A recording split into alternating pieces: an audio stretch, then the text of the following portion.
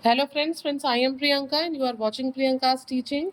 Friends, today I am going to explain you a poem given in the book of class 8, James English Reader Silver Jubilee edition by Ratna Sagar.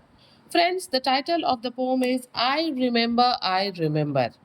Friends, this wonderful chapter, this wonderful poem is composed by Thomas Hood, who was born in 1799 and he was passed away in 1845. He was a prominent British English poet, and I want to tell you that in this poem, he is remembering his childhood.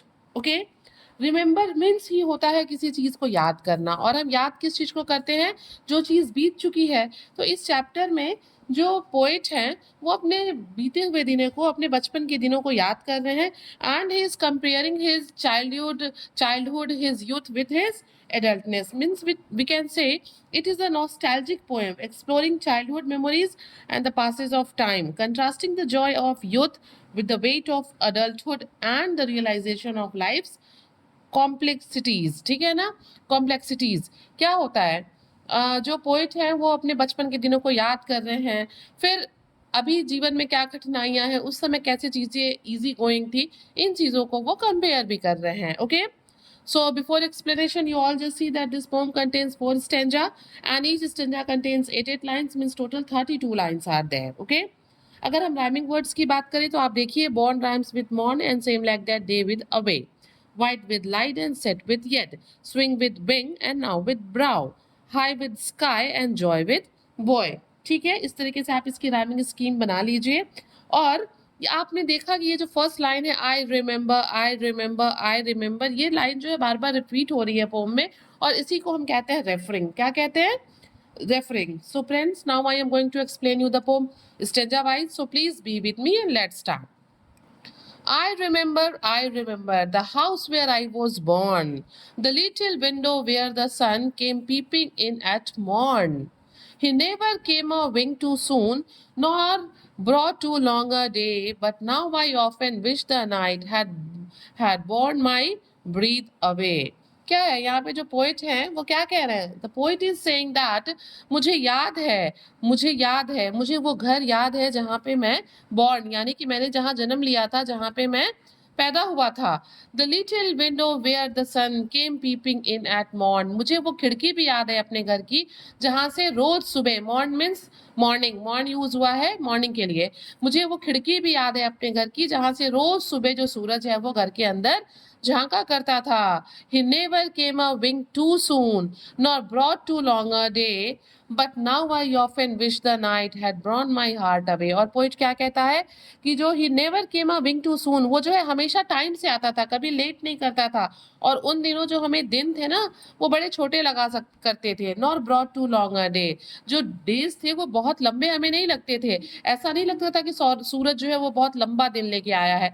क्यों ऐसा लगता था poet को? क्योंकि जो बचपन के दिन होते हैं ना वो बड़े ही टेंशन फ्री वाले डेज होते हैं, हम जॉय करते हैं, हम खेलते हैं, हम कूदते हैं, हम मस्ती करते हैं, तो दिन हमें बहुत लंबे नहीं लगते। लेकिन अब क्या है, जब पोएट जो है वो बड़ा हो गया है, वो उसको कंपेयर करते हुए कहता है, but now I often wish the night had borne my breath away, लेकिन अब मैं ये विश करता हूँ कि मैं सुबह उठूं ही ना।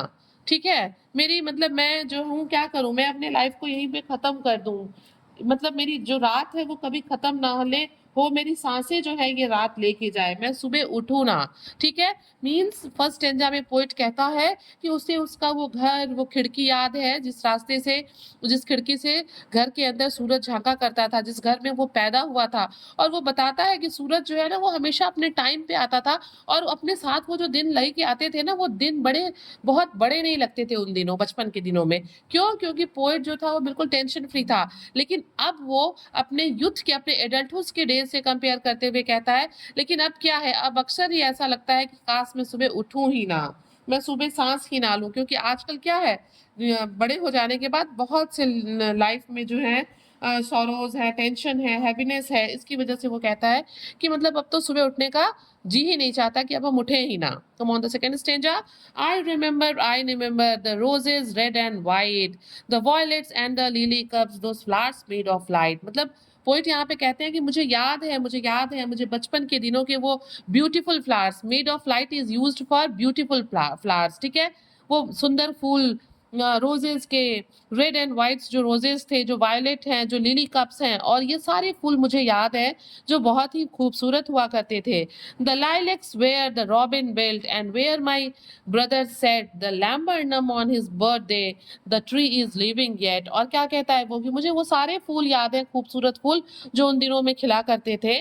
और मुझे वो लिलैक्स ट्री भी याद है, लिलैक्स का भी जो फ्लावर है वो पेड़ याद है जिसपे छोटे छोटे फ्लावर लगते हैं पिंक और पर्पल कलर के, जिसमें जो रॉबिन बर्ड है वो अपना घोंसला बनाती है। And where my bird brother set the laburnum on his birthday the tree is living it. और पोइट यहाँ पे कहते हैं कि जहाँ पे जाके हम झांक के देखा करते थे, जहाँ जहाँ हमारा भाई रहता था, और वो कहते हैं कि मुझे ये भी याद है कि मेरे भाई ने अपने बर्थडे पे एक लैम्बर्नम ट्री लगाया था। लैम्बर्नम क्या होता है, आप लोगों ने देखा होगा गर्मी के दिनों में एक येलो कलर के गुच्छे वाला जो फूल है वो सड़क के दोनों तरफ येलो येलो खिले रहते हैं, जिसे हम लैम्बर्नम कहते हैं। तो पोइट यहाँ पे कहते हैं कि मुझे वो लैम्बर्नम ट्री भी याद है जिसे मेरे भाई ने अपने बर्थडे पे लगाया था, और वो ट्री अभी भी है। देखिए ये लाइन बता रही है the tree is living yet, मतलब पोइट का कहना है कि पेड़ अभी भी है लेकिन मेरा भाई अब नहीं है। मीन्स वो थोड़ा यहाँ फिर दुखी हो जाता है। पहले वो खुश हो रहा है कि मुझे वो सारी चीजें, वो ब्यूटीफुल फ्लावर्स याद हैं, लेकिन फिर वो कहता है कि वो लैम्बर्नम ट्री अभी भी है लेकिन जो मेरा भाई है वो अब नहीं है। Now come on the next and the third stanza of the poem. I remember where I was used to sing. Poet यहाँ पे कहते हैं मुझे याद है वो जगह याद है जहाँ पे मैं झूला झूला करता था। पहले झूले कैसे होते थे, बिल्कुल ऐसे ही होते थे ना जैसे आप पिक्चर में देख रहे हैं। अभी तो डिफरेंट टाइप्स ऑफ स्विंग्स आ गए हैं, राउंड अबाउट है, मेरी गो राउंड है, बहुत तरह के झूले हैं, सी सॉ हैं। लेकिन पोइट कहते हैं कि मुझे अभी भी वो जगह याद है जहाँ पे मैं झूला झूला करता था। और हम झूला झूलते हैं और ऐसे बहुत up and down, to and fro जाते हैं, तो क्या होता है जब हम हवा में ऐसे ऊपर जाते हैं तो हवा हमारे फेस से क्या होती है, टकराती है। तो वही पोइट उसको एक्सप्लेन करते हुए कहते हैं and through the air must rush as fresh to swallows on the wing. वो कहते हैं कि मुझे वो जगह याद है जहाँ पे मैं झूला झूला करता था। और उसको और ज्यादा एक्सप्लेन करते हुए पोइट कहते हैं कि जब हम झूला झूला करते थे ना तो बड़ी फ्रेश एयर को हम चीरते हुए ऐसे ऊपर जाते थे और नीचे आते थे। Through the air must rush as fresh to swallows on the wings. जिस तरीके से स्वेलो चिड़िया फ्रेश एयर को अपने पंखों से चीरते हुए आगे बढ़ती है, ठीक वैसे ही हम झूले पे झूला करते थे और वो फ्रेश एयर हमारे चेहरे से क्या होता था, रश करता हुआ आगे बढ़ता था। My spirit flew in feathers then. और वो कहते हैं my spirit flew in feathers then का मतलब I felt joyous at the smallest of the things। इन छोटी छोटी चीजों में हम क्या हो जाते थे, हम लोग बहुत खुश हो जाते थे। अब फिर वो उन दिनों को आज के दिनों से कंपेयर करते हुए कहते हैं that is so heavy now and summer pools could hardly cool the fever on my brow। वो कहते हैं कि बचपन के दिनों में ना ये जो पूल्स का पानी हुआ करता था वो बड़ा ठंडा हुआ करता था, उसको हम एंजॉय किया करते थे।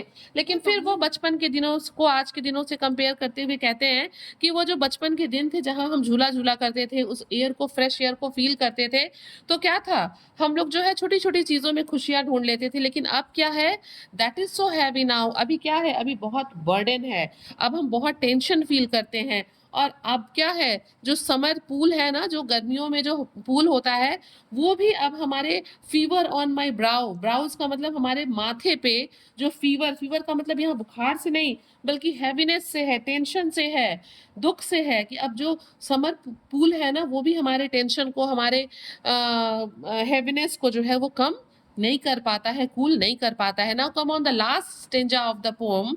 आई रिमेंबर द फिर ट्री डार्क एंड हाई। वो कहते हैं कि अभी भी मुझे याद है वो फिर ट्री याद है जो कि डार्क और बहुत ऊंचा हुआ करता था।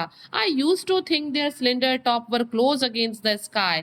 और मुझे आज भी उस फ्री ट्री का बिल्कुल टॉप, पतला वाला टॉप याद है, सिलेंडर जो मतलब सिलेंडर टॉप, पतला दुबला ऊपर का हिस्सा याद है। वर क्लोज अगेंस्ट द स्काई, ऐसा लगता था कि वो बिल्कुल आसमान के पास है, उन्होंने आसमान को छू दिया है। It was a childish ignorance. और वो कहते हैं ये मेरा बचपना था जब मैं ये सोचा करता था कि फेट ट्री ने आसमान को छू दिया है। But now it's little joy to know that I am farther off from heaven than when I was a boy. और वो कहते हैं कि मतलब ये चीजें बड़ी छोटी लगती हैं, ठीक है, पहले तो ये चीजें बड़ी खुशी दिया करती थी, चाइल्डिश इग्नोरेंस था। बट अब क्या है, अब जो हम भी हैं to know that I am farther off from heaven. अब मुझे क्या है, पता चल गया है कि मैं अब उतना innocent child नहीं रहा.